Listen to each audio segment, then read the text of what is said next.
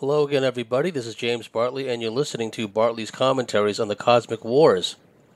Have a lot of subjects to discuss in this and in subsequent commentaries. So much has gone on in the recent past. Big time efforts at censoring the internet, censoring YouTube videos. Thank you very much. I'm now on that list where one of my videos has been put on restricted viewing, and I'll talk about that one. No wonder, considering the subject matter and how relevant it is to today's current events and how the things that myself and others were talking about scant 2 years ago, a little short of 2 years ago, has so much relevance to today. I'll talk a bit about that. I'll talk about the never-ending efforts at creating a civil war situation in America and in the West in general, but particularly in America. And I'm going to harken back to the American Civil War, and I'm going to talk about this fantastic YouTube channel. I've always been more interested in the battles and the campaigns of the American Civil War, to a lesser degree, the reasons for the Civil War. I've always known that the states had the right to leave the Union, no different than they had the right to enter the Union. I was never in dispute with that basic fact, but it was hardly possible, in my view, to ignore the slavery aspect, because indeed some of the top Confederate generals, General John Gordon, General Wade Hampton, General Nathan Bedford Forrest, and others, these were outstanding combat commanders that commanded thousands of troops. They were slaveholders, and they made quite a good living for themselves. However, the history has been so changed and has been so distorted that if the truth were to come out about a lot of the things prior to and during the American Civil War, it would stand everything on its head. For example, just a little sneak preview: black Confederate soldiers, outstanding black Confederate soldiers. Okay, that throws a monkey wrench into the whole slavery narrative right off the bat. Similar in a way to the hundreds of thousands of Jews who served in the Wehrmacht during World War II. That's another monkey wrench, another spanner in the works about how things that really occurred throw a monkey wrench and a twist into current narratives. So I'll talk a bit about that. I'll talk a bit about how the internet censorship hammer is coming down, what happened to David Icke in Australia, and a lot of people blowing smoke about, oh, this is the end of free speech in Australia. No. There were things that happened long before that. Christopher Boyce, Nugan Hand, bank drug trafficking scandal, Pine Gap, all kinds of stuff. Going back to World War II, when Australia basically relinquished all of their control for all intents and purposes to the Americans, particularly General MacArthur. That was a huge mistake, in my view. Anyhow, on with the program. In the past, you heard me talk about the Kansas-Nebraska Act and how alleged abolitionists at there was a time when I really believed that the people in control didn't want this to happen, and what that was the spread of slavery into what became the Kansas-Nebraska territories and states later. Well, what I learned from my recent studies, and mea culpa, I should have known better than to trust so many establishment historian books that stated, oh, the whole Kansas-Nebraska Act and all the scandals and all the controversy that erupted out of that, ultimately it was to stop the spread of slavery into those new territories taken from the Native Americans. What I found out was, and this is again why you won't find this stuff in establishment history books and why I should have known better, Donald Livingston made a series of lecture presentations for the Abilene Institute, and we'll provide the links to some of these key lectures, because I learned so much.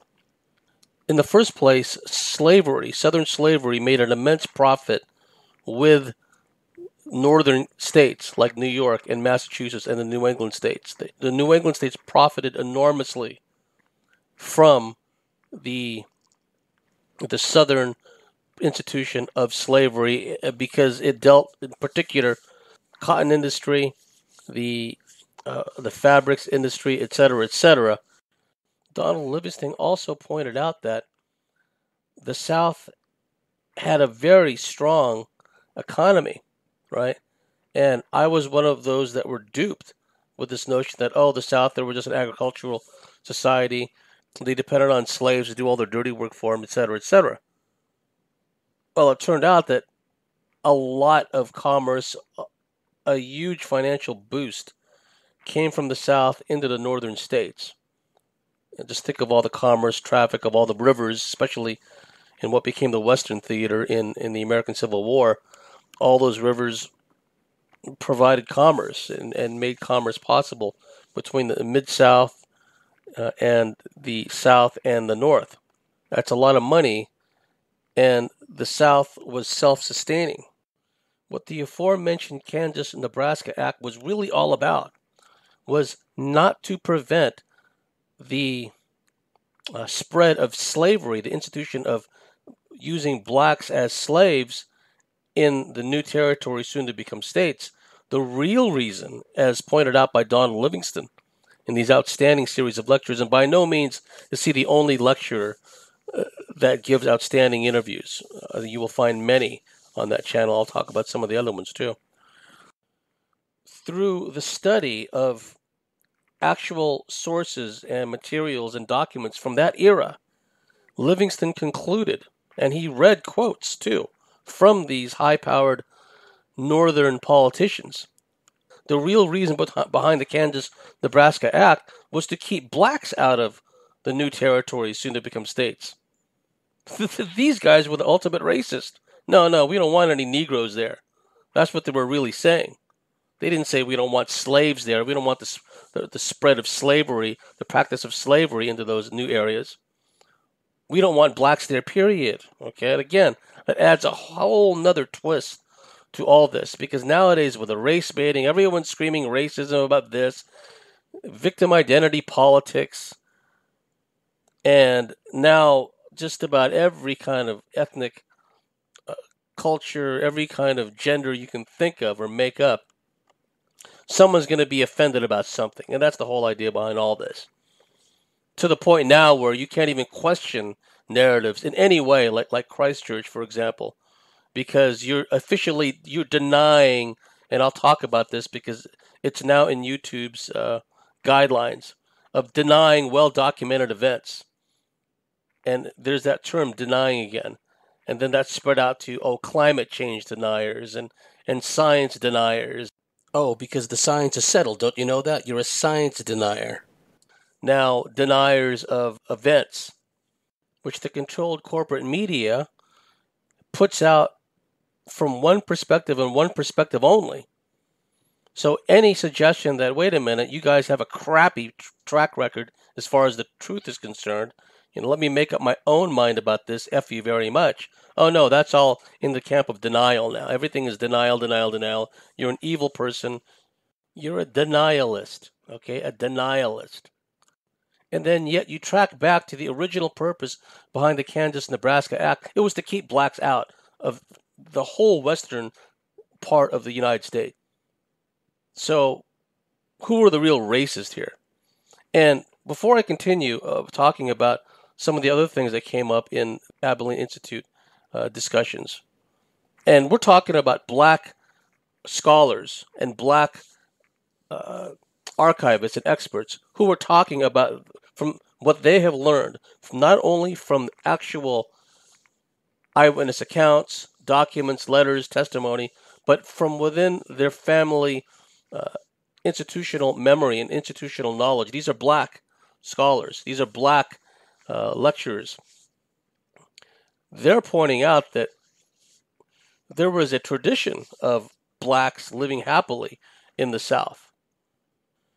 And many of them did not have this harsh view of, to be sure, as is the case today, some slave owners are going to be worse than others.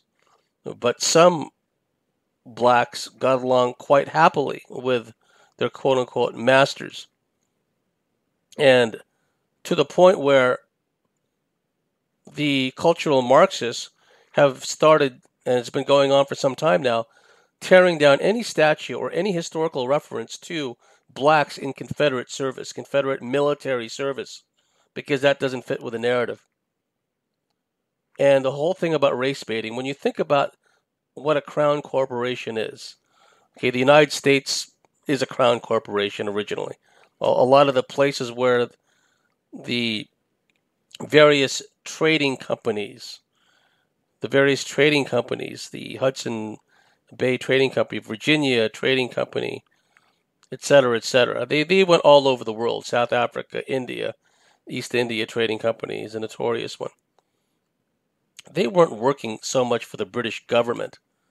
No, they were a crown corporation working for the tribalist collectivists, using the British Royal Navy, the Royal Marines, and the Redcoat Army, the British Army, as their muscle. And to carry on what Rudyard Kipling referred to as the white man's burden of supposedly civilizing all these colored people in the process of wiping a lot of them out. I don't know, it's kind of contradictory to me. But so, who was the original racist here? It was the tribalist collectivist owned crown corporations that went around all over the world and America with the muscle of the British Army, British military, British Navy behind it. And they're the ones that went around slaughtering all these colored peoples of various ethnicities all over the place. Africa, Asia. And then that spread out to Latin America that became the USA's happy hunting ground, bearing the white man's burden. Southeast Asia. Everywhere where there's people of color, these corporations backed by the military, it's always that first. To say that the government wants to do things and then the corporations follow, that's like, putting the cart before the horse. That's not how it works in the real world. And this goes back centuries with these crown corporations. So they were the original racist. They were the ones that originally came and colonized and exploited all these countries of their natural resources and then used a lot of slaves, quite frankly, slaves and indentured servants. And then fast forward to the current time, nowadays they're saying, their descendants saying everything is racist now. Everything is racist. Crown corporations. Australia is a crown corporation. Canada is a crown corporation. New Zealand is a crown corporation. The USA is a crown corporation. And there are myriad smaller crown corporations for that. Virginia Trading Company, etc., etc. So you are a denialist for denying the official Christchurch narrative in any way, shape, or form. And you're also a racist because you don't care about what happened to the Muslims over there. And you oppose unlimited legal immigration. Everyone's screaming their lips off about illegal immigration. It's the legal immigration where the West is being flooded by these people that are bent on completely subverting the will and taking over and imposing their culture and beliefs on the host population. But the immigrants will still ultimately be under control. They'll still be under the thraldom of their tribalist collectivist masters. So it doesn't matter to the latter who's doing the oppressing and who's imposing the thought police, thought control. It could be brown-skinned people, it could be white-skinned people. It doesn't matter to them as long as the job is done.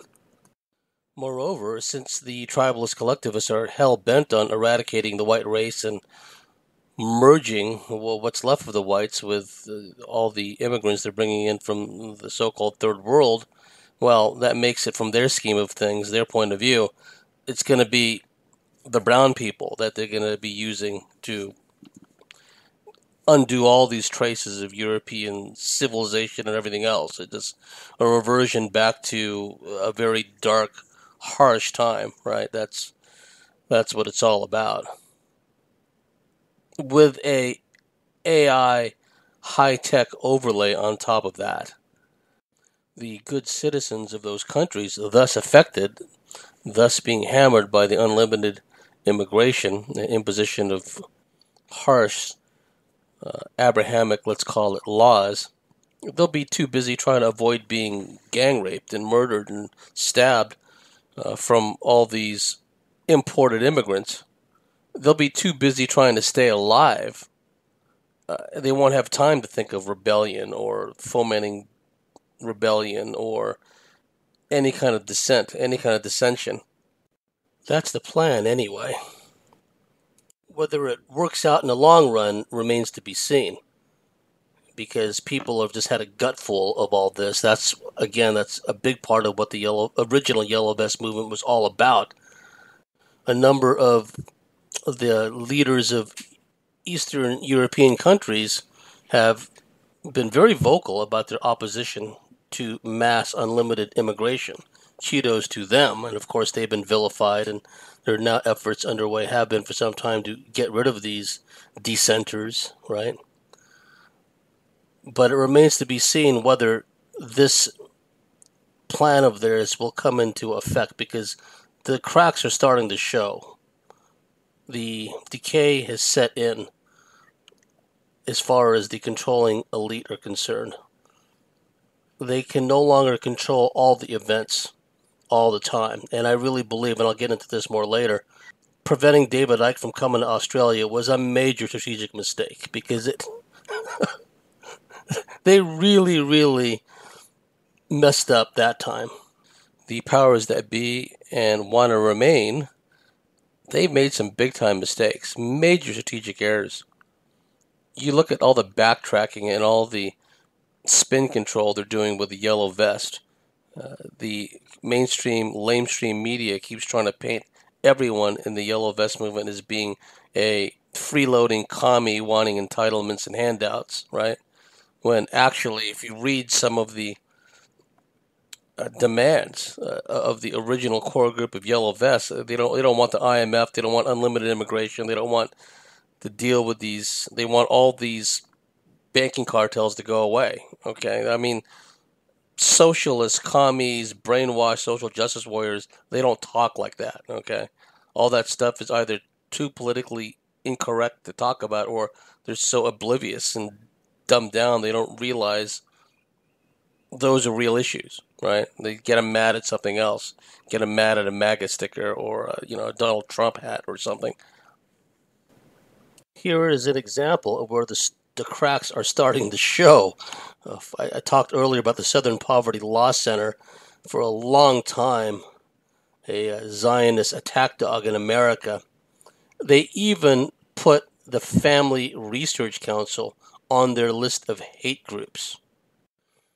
YouTube, Google, the controlled corporate media are forever blowing smoke about how, these conspiracy theorists, they incite violence, blah, blah, blah, quack, quack, quack, hiss, hiss, hiss.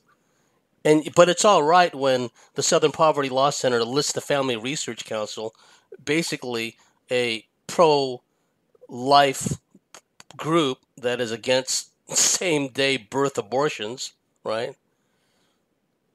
I mean, killing babies after they're born. They're against that, as well as all forms of abortion. Understandable. If you want the human race to continue, I mean, one should have a similar or the same mindset as these people. It doesn't matter what their religious or Christian beliefs are. But SPLC lists them as a hate group, and what happens? Some whack job decides he wants to go and gun down the people in the Family Research Council. He was arrested. And he told law enforcement, the reason why I chose the Family Research Council to want to attack is because they're listed as a hate group in Southern Poverty Law Center.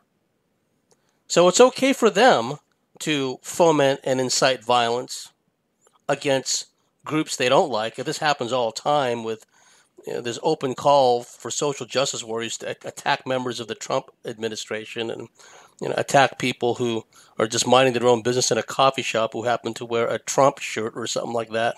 That's okay.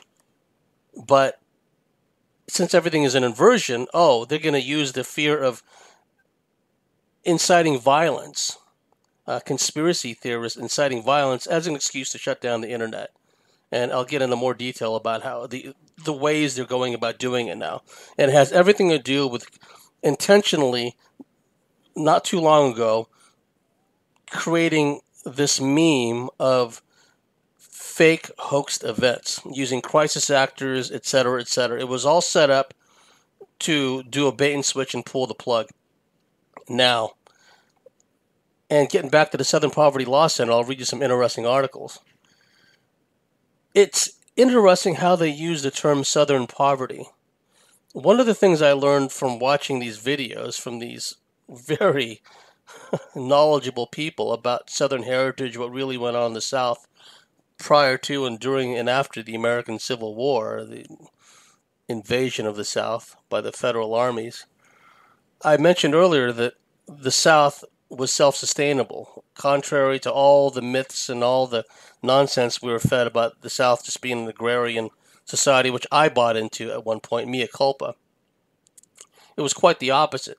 The northern states, New York, New England, Boston, a lot of the states near the Mid-South, the northern states, they made quite a lot of money, generated quite a lot of commerce working with the southern states. And after the American Civil War, what happened? Reparations were forced out of the southern states. For decades, if not a whole century afterward at least, the southern states were still paying like a restitution, a compensation, if you will, to the federal government. And we saw the same thing with how Germany was scapegoated as being the villains and the masterminds behind World War I, when that is complete nonsense. And then Germany was stuck with these onerous reparations that would just fleece the country of its lifeblood, of its livelihood, and stuck Germany with all kinds of mega reparations. First of all, they had to accept war guilt, and then on top of that, they had to pay out all these reparations. Give up all this land that was German to begin with. Well, something like that happened to the southern states. And the southern states, for decades after the American Civil War, were still paying the federal government compensation, restitution, call it what you will. And then SPLC comes along. They have the nerve to call their organization the Southern Poverty Law Center. And they're just laughing in the face of all the people in the South, all the people that they've manipulated. Okay, here's some interesting articles. And the downfall of Southern Poverty Law Center is a milestone because they cannot stop their own internal rot. They can't stop their open, flagrant abuse of power and manipulation. This article is from Tyler Durden with Zero Hedge. Okay, here we go. SPLC implodes. President and legal director resign amid sexual misconduct scandal. Dateline March 23rd, 2019. Okay, so this is quite recent. The Southern Poverty Law Center, the, quote, vicious left-wing attack dog, unquote, used by the likes of Facebook, Twitter, Google, and Amazon to identify, quote-unquote, hate groups, is unraveling. A week after co-founder Morris Deese was ousted over sexual misconduct claims, with 24 employees signing a letter of concern over, quote, allegations of mistreatment, sexual harassment, gender discrimination, and racism. These friggin' hypocrites. The head of the SPLC, Richard Cohen, as well as the organization's legal director, Rhonda Brownstein, resigned on Friday. Cohen had been with the organization 33 years and was one of its most prominent figures. At 5:03 p.m. Friday, Cohen sent a message to staff with the subject line, stepping down, announcing that he too would be leaving the organization that he and Deese had turned into a research and fundraising juggernaut. Whatever problems exist at the SPLC happened on my watch, so I take responsibility for them, Cohen wrote, while asking the staff to avoid jumping to conclusions before the board completes an internal review of the Montgomery, Alabama organization's work culture, from the LA Times. Earlier this week, the SPLC board of directors appointed Michelle Obama's former chief of staff, Tina Chen, a Chinese-looking person, who in an unrelated matter unsuccessfully tried to pull strings and have the Jussie Smollett case transferred from the Chicago PD to the FBI. Chen is heading up the inquiry into the sexual misconduct claims. Of course, they put a minority face on there, right, to kind of smooth over all the allegations of racism. They're the ones, SPLC and their ilk are always the ones screaming racism, screaming gender intolerance, etc., etc. It's very much like the pot calling the kettle black. Also out on Friday was Rhonda Braunstein, who had worked with the organization for nearly 3 decades, according to the Montgomery Advertiser's Melissa Brown. Inside the SPLC scam, as the Washington Examiner's Beckett Adams writes, the Southern Poverty Law Center is a scam which has taken no care whatsoever for the reputational and personal harm it causes by lumping Christians and anti-extremist activists with actual neo-Nazis. As it turns out, the SPLC is a cynical money-making scheme, according to a former staffer's blistering tell-all published this week in The New Yorker. The center's chief goal is to bilk naive and wealthy donors who believe it's an earnest effort to combat bigotry. The only thing worse than a snarling partisan activist is a slimy con man who merely pretends to be one, from the Washington Examiner. Outside of work, recalls Bob Moser of his days working for the organization, we spent a lot of time drinking and dishing in Montgomery bars and restaurants about the hyperbolic fundraising appeals and the fact that although the center claimed to be effective in fighting extremism, hate always continued to be on the rise, more dangerous than ever, with each year's report on hate groups. The SPLC making hate pay, we'd say. It was hard for many of us not to feel like we'd become pawns in what was, in many respects, a highly profitable scam, while this Moser guy is trying to, divest himself of any responsibility. And it's run by tribalist collective. Just look at all the names of these people, Brownstein and Cohen, and right. And in another article, they say, "Oh, you know what? We're all white people." No. What this part of the scam was that the blacks and the other so-called minorities in SPLC, they never got beyond minion status. They were always like these minions, these lower-level underlings. They never got into the upper echelons. Of course, that's how these things work, right? And so what the SPLC guys were saying is, oh, no, we're equal opportunity. We just happen to be a bunch of white guys. No, you're not a bunch of white guys. All right? Let's get that part straight. You're tribalist collectivists. You're trying to destroy the white race. What are you talking about, you white guys? Okay, here's the article again. The way Moser tells it, the center's chief founder, Morris Dees, who was dismissed unceremoniously last week for unspecified reasons, discovered early on that he could rake in boatloads of cash by convincing, quote, gullible northern liberals, unquote, that his group is doing the hard work of fighting, quote unquote, hate. But the center's supposed mission of combating bigotry doesn't actually matter to its top brass, Moser says. It's just a business choice and one that has been extremely lucrative throughout the years. They're trying to make it seem in this tell-all article that is being highlighted here in the Zero Hedge article. Oh, it's really just about making money and ripping people off. No, of course, SPLC is there to be an attack dog and call everyone a racist, call everyone a denialist, call everyone a neo-Nazi who's out there actually exposing this mega fraud, mega crime that's going on. We just run our business like a business. Whether you're selling cakes or causes, it's all the same. Moser claims that the SPLC's business model centers entirely around keeping its precious donors in constant fear, using gimmicks such as hate maps and hate list. The center continues to take in far more than it spends, and it still tends to emphasize splashy cases that are sure to draw national attention. He writes, adding the group's central strategy involves taking on cases guaranteed to make headlines and inflame the far right, while demonstrating to potential donors that the center has not only all the right enemies, but also the grit and know-how to take them down. Moser adds there is an inescapable sense of guilt that comes with thinking about the legions of donors who believed their money was being used faithfully and well to do the Lord's work in the heart of Dixie.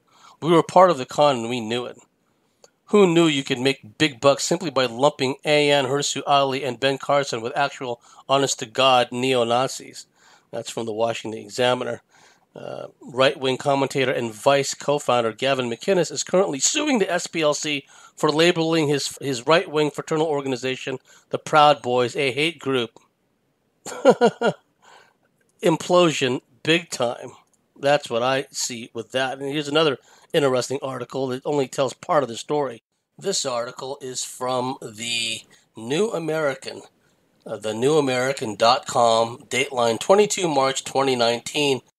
And the article reads, "The Southern Poverty Law Center was long ago exposed as a money-making scam. It has amassed almost $500 million fighting an imaginary tide of, quote, hate that is ever rising, which provides the twin benefits of bringing in that money and advancing the totalitarian goals of the radical left.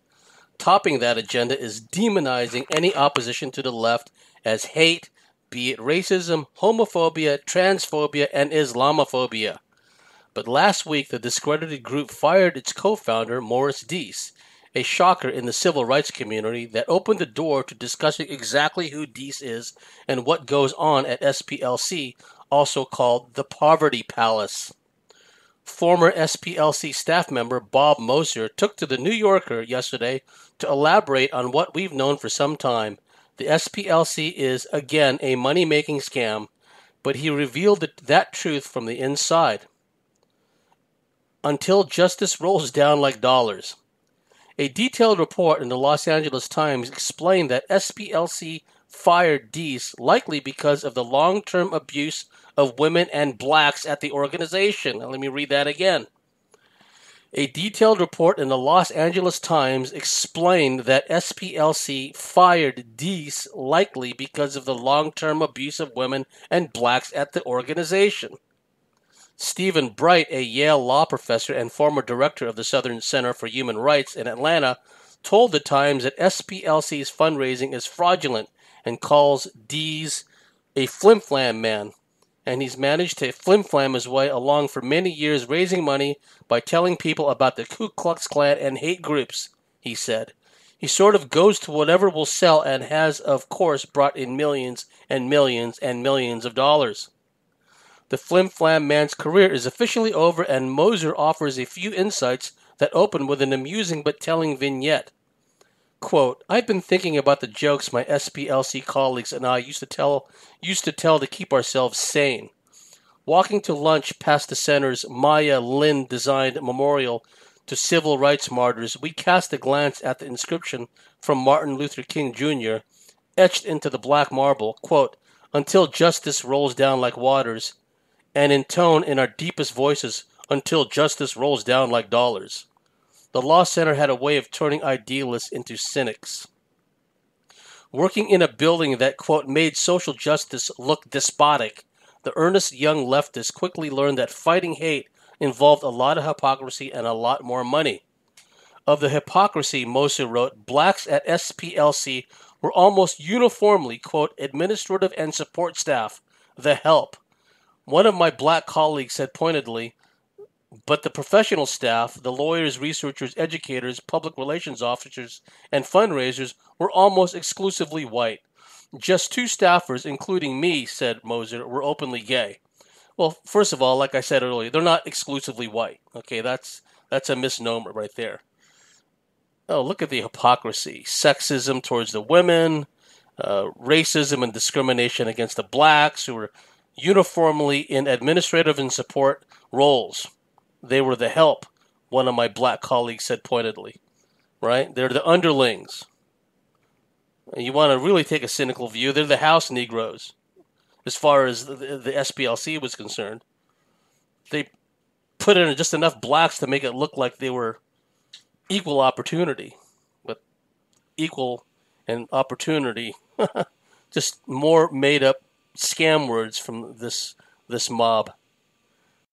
And by this mob, I mean all of these socialists, progressives, cultural Marxist, society wreckers. Article goes on to say, outside of work, we spent a lot of time drinking and dishing in Montgomery's bars and restaurants about the oppressive security regime, the hyperbolic fundraising appeals, and the fact that, though the center claimed to be effective in fighting extremism, hate always continues to be on the rise, more dangerous than ever, with each year's report on hate groups, the SPLC making hate pay, we'd say. It wasn't funny then. At this moment, it seems even grimmer. but Moser and his co-workers participated in the Making Hate Pay. No objections at all to what SPLC did. Not once in his half apology for joining this massive fraud did Moser express sorrow for helping smear innocent conservatives.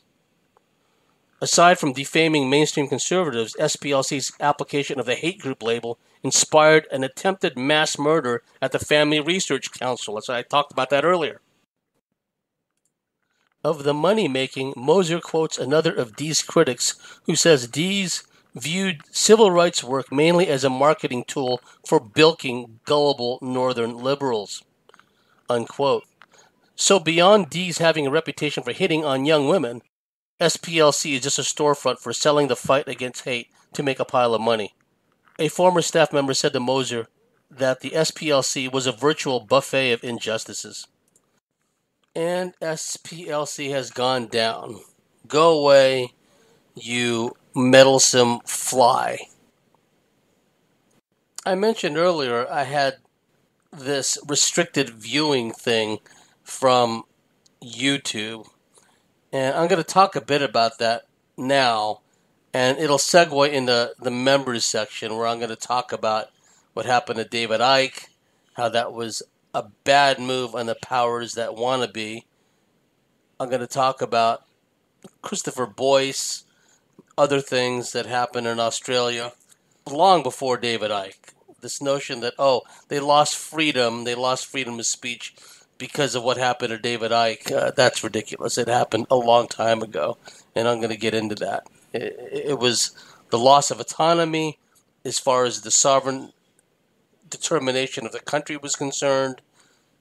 I'm going to also talk about how Great Britain just went and set off a bunch of nuclear bombs in and around Australia, with Australia having not really much to say about the matter. That's a whole nother issue. So I just want to put the rest of this notion that, we suddenly lost our freedom of speech in Australia because of the powers that be banning David Icke's entry into Australia. Kudos to David for continuing the great work and putting all this information out, but what happened to him was not the start, and it was certainly not the end of what's going to happen in Australia and the rest of the world, unless the tide turns and we divest ourselves of these wannabe rulers. I mentioned at the outset that I was on the receiving end of restrictions from YouTube based on the content of some of my videos. So here's what happened. A few days ago, I was checking my email, and lo and behold, there's something from YouTube that says in the subject line, your video has been restricted, or some words to that effect, restricted viewing, something or other. So I click on it and I start reading, and then it says, and it doesn't specify which video, it just gives me a time frame, a date. Such and such video of such and such date has been deemed offensive, yada, yada, yada. But if people want to view it, they can still view it, okay? What it means is when you click on it, there will be this message that pops up advising you of this really bad, horrible content and how offensive it is and everything else.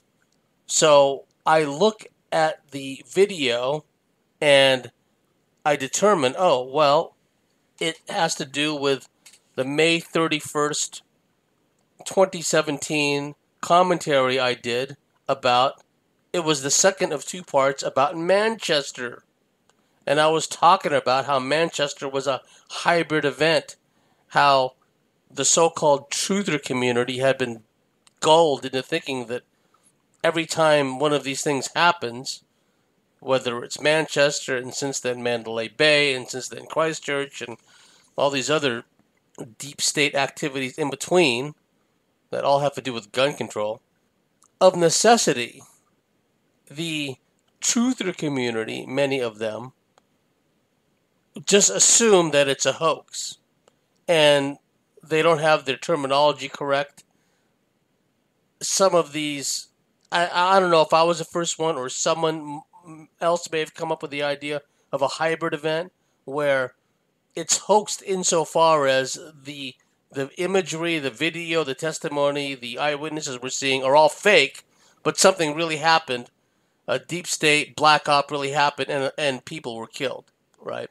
So what I was pointing out in the May 31st, 2017 commentary, and this was a second of a two-part commentary. The previous week I talked about Manchester. And I wanted to get across to the listeners the importance of differentiating between a hoaxed event and a false flag event. Okay, a false flag, we know the pattern. They get a patsy or patsies, think of the brothers, unfortunate brothers in Boston, and they become the scapegoat. It's a bullfrog's chorus with the media. These people did it, these people did it, these people did it. And Boston was clearly a hoaxed event, though. We've seen the video of the flags blowing. I mean, that was all special effects. We've seen the videos of the people laying there, many of them with fake wounds, with fake blood on the ground. Some of the people were known to be crisis actors. The military actually has a pool of veterans who've lost their limbs and who take part in these reenactments, or rather these stage events simulating mass casualty events. And that's what they use a lot of these people for, who have prosthetics, who have missing limbs, etc., etc. The point of relevance is that what they've done is they've inculcated in the minds of a lot of these so-called truthers the notion that, oh, these are all fake hoaxed events. No one was really killed. These are all crisis actors. Oh, here's a link showing that there was an ad going out a few weeks before this event seeking crisis actors for a drill or something, which actually turned out being very similar to the event or events being highlighted by the media as another gun event, as another event when people were shot down, as another event which cries out for gun control. So I talk about this at length in that Manchester video, and what happens? YouTube censors that video. Now let me read you some of the comments, or rather some of the sentences from that YouTube email. And I would appreciate it if you, my dear listeners, would write to YouTube and tell them that this is clearly an example of racism, where because merely by the dint of the color of my skin, YouTube has decided to place restrictions on my video. And also on a number of my other videos, suddenly there's all these copyright claims, which is absurd because there's no copyright on any of this information. If people want to talk about alien abductions or my lab experiences or anything else, they're welcome to do so. But suddenly a lot of my videos are starting to get tagged with this copyright issue. It's important to understand that by people claiming that all these events are hoaxes, the media will point to those people and say, these people are deniers. They're denying events in which real people suffered, real people got killed, families are grieving, etc., etc., etc. It was all a bait and switch, which I pointed out, and I will provide the links for that video and the video before it, where I go into detail about this, because it seemed to me that it was all this information was too easy to access. Oh, here's an ad from Craigslist saying they need crisis actors before this particular event. Here's a outtake of video of some crisis actors talking about their life and laughing it up and making a home movie prior to them coming on the major news media and simulating crying and being in a state of bereavement, etc., etc., right? All that was put out there as breadcrumbs, as a trail for a lot of these truthers to follow. So now the mainstream media can say, the lamestream media can say, oh, these people, they believe all these events are hoaxed. when in actual fact, in some of them, people were really killed. Okay, so here, let me read you what they sent to me. Limited features for certain videos. Hate speech is not allowed on YouTube. We remove content promoting violence or hatred against individuals or groups based on certain attributes. YouTube also doesn't allow content intended to praise, promote, or aid violent criminal organizations. Oh, you mean like the U.S. military, which is bombing all these countries all around the world? Content that doesn't violate our policies but is close to the removal line and could be offensive to some viewers may have some features disabled. This may include the following. This is not a complete list. Item: inflammatory, religious, or supremacist content without a direct call to violence or a primary purpose of promoting hatred. Oh, I just talked earlier about Southern Poverty Law Center identifying the Family Research Council as a hate group, and one of their whack job followers of Southern Poverty Law Center wants to go commit mass murder against all the members of the Family Research Council. But that's okay. That's okay. Here's another item. Conspiracy theories ascribing evil, corrupt, or malicious intent to individuals or groups based on certain attributes. I'll read that again. Conspiracy theories ascribing evil, corrupt, or malicious intent to individuals or groups based on certain attributes. I wonder what clan or tribe they're referring to there.